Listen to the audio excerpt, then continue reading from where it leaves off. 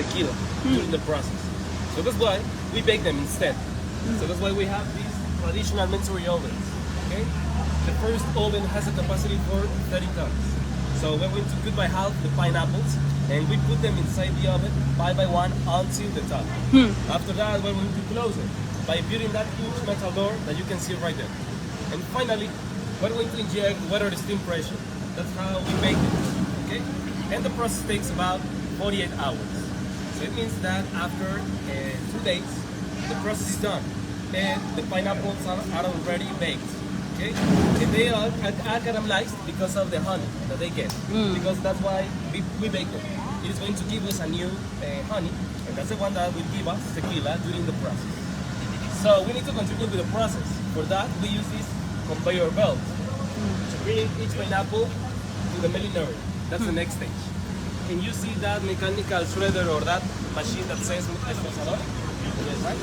That's the first machine that we use because, as its name says, it is going to shred the pineapple.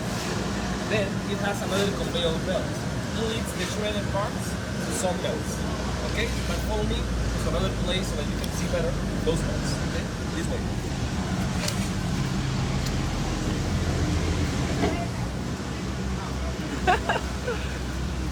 We are taking the tequila tour and we're going into the Los Tres Mejores del Mundo. Ooh, smells really. Wow. Okay, guys, as I told you, the shredded parts are passing through the belts. You can see those metal rollers. Those are actually the belts. So that's how we're going to separate the honey from the bagasse in the bowl by smashing the shredded parts. Now, we are adding water to our shredded parts to get everything, to extract everything easy. Okay? And now you can see that juice. Okay? This is a juice container. And it has a capacity for 8,000 liters. Wow. So, right there, we need to measure its level of sugar. Okay? What it has is gold. Concentrated 15% of sugar. It means that we use good agaves that were at least 6 years in the ground. Oh, wow. And the tequila that will be produced with that juice will be called tequila 100% of agave. Wow. It means that that's the best quality in the tequila. Well, this missing percentage in that juice, it means that we use younger agaves. But those younger agaves don't give us the same sugar, qualities, and flavors. So at that stage, we should add another kind of sugar to complete it.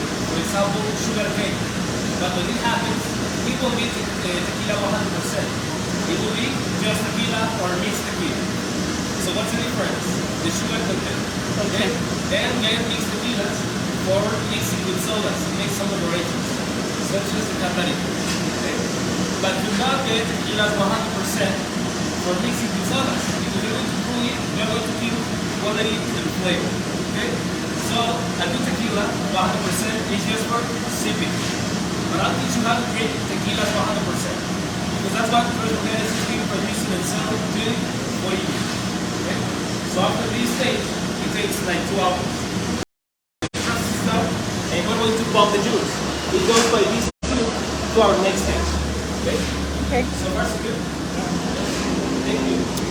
We're doing the tour. I guess that's what mixed tequila's gonna be a hangover.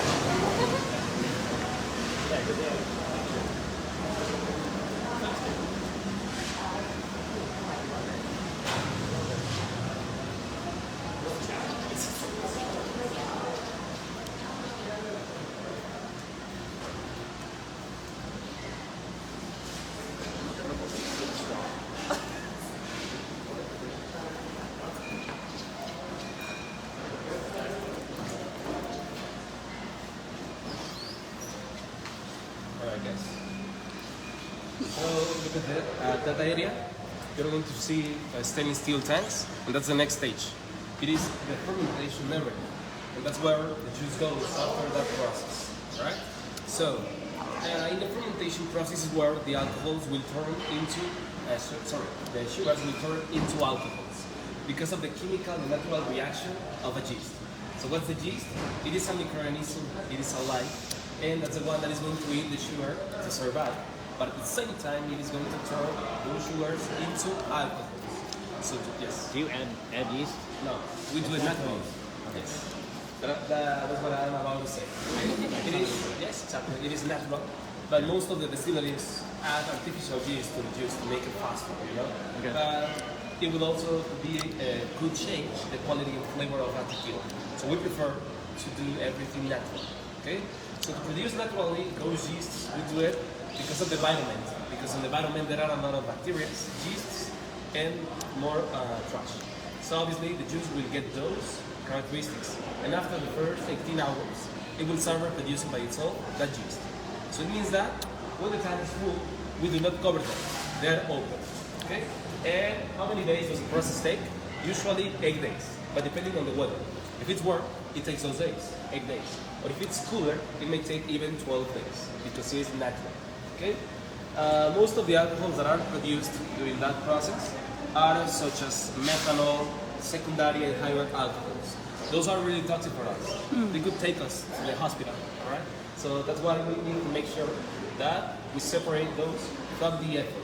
The ethyl is the only alcohol that we need from those. And to separate everything, we have this area. That's the distillation area. Okay? So what now we call mosto to our fermented juice. Mosto means the same thing, fermented juice. And here, we're going to use alembics. Let's do the alembic number 1. Okay? Get closer, please. The alembic has a pot. It is connected to another tube. It is that color. And it is connected to a coil. That green tube that you can see right there on the top. Right? So at this area we have many alembics, but it doesn't mean that we use them all at the moment. We only use 2 alembics because the mosto needs 2 distillations to be pure. Right? When it has only 1 distillation, we cannot drink it or sell it. Okay? It has some compounds and alcohols that are really harmful for us yet. So that's why we have the alembic number 1. And here is where the mosto comes, right? It stays in the pot.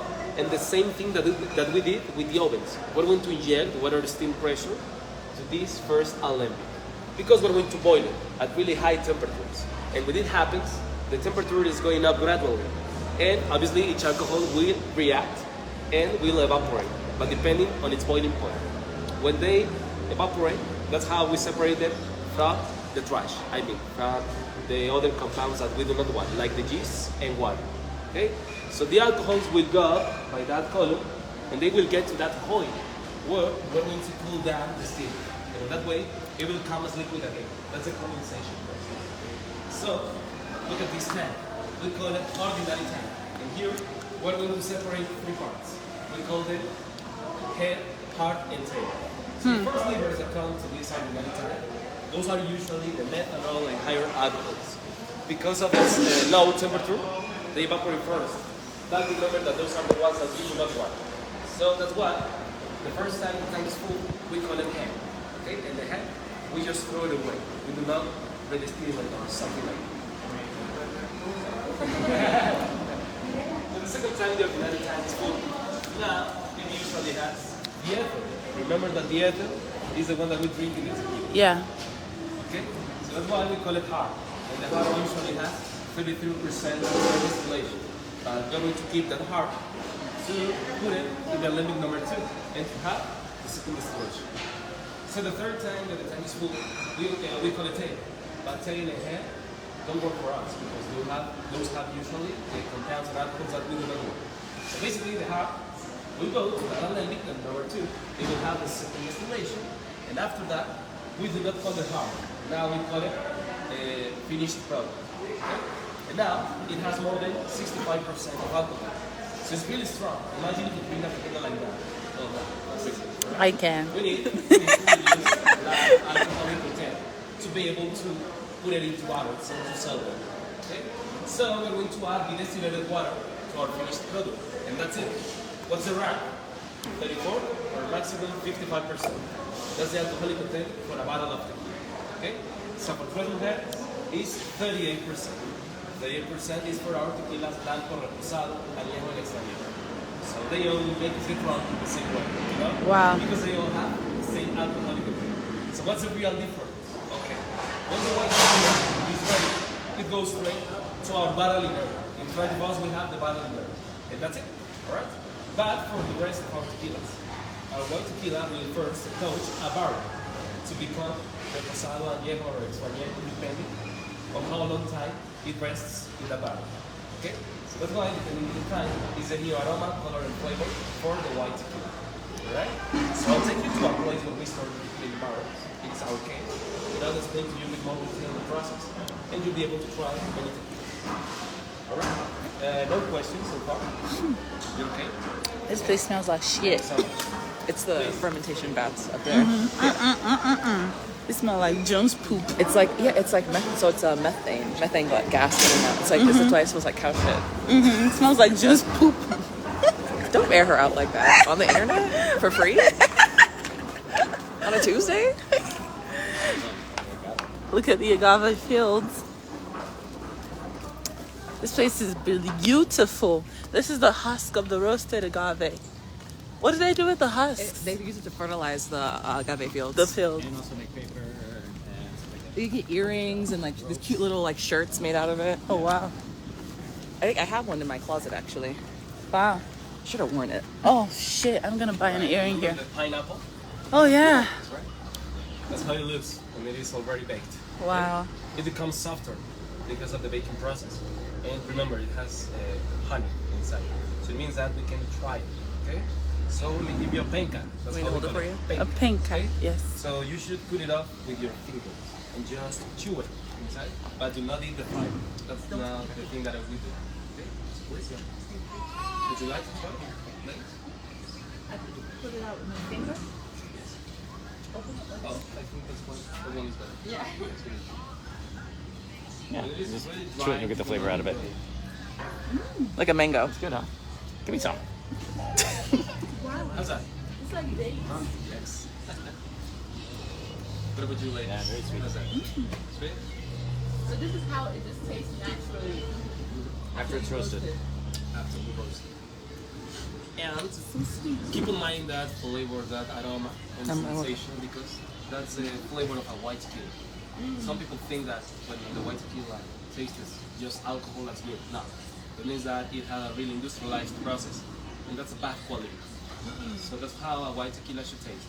Pineapple, sweet, honey, and smoky. It is smoky, right? yeah. Really smoky. That's because of the process. Really good. Really good, I know. They make candy with this, right? So yes. Yeah. You make candy with this? All right. Please. I'm gonna leave it. Wow.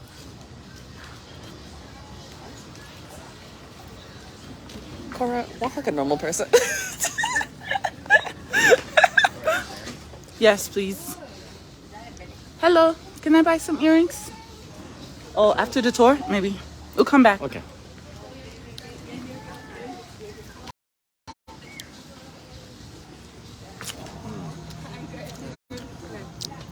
My drink is empty. Here. Thanks, babe. That's really good. This is really good. Look at you snacking and drinking. Tequila, tequila. Oh my God.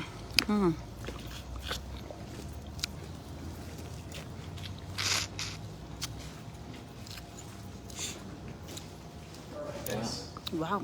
So finally, welcome to the largest and biggest cave around tequila and of any distillery.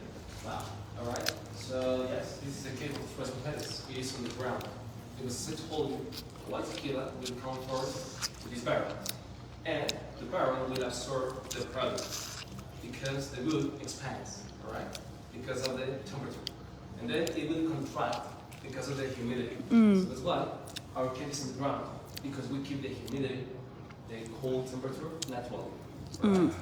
And in this way, the aging process is able to happen. Okay?